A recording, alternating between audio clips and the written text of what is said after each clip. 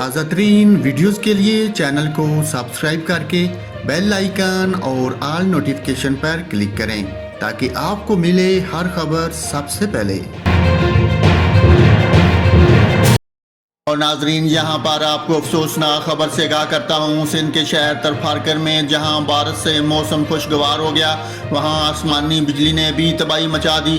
تھرپارکر کی تحصیلوں مٹھی، چھاچھرو، چلہار اور گردونواں میں بارش کے دوران آسمانی بجلی گرنے سے 5 افراد جان بحق ہو گئے۔ آسمانی بجلی گرنے کے واقعے میں 8 سالہ بچہ اور 4 خواتین جان بحق جبکہ 2 لڑکیاں زخمی ہو گئیں۔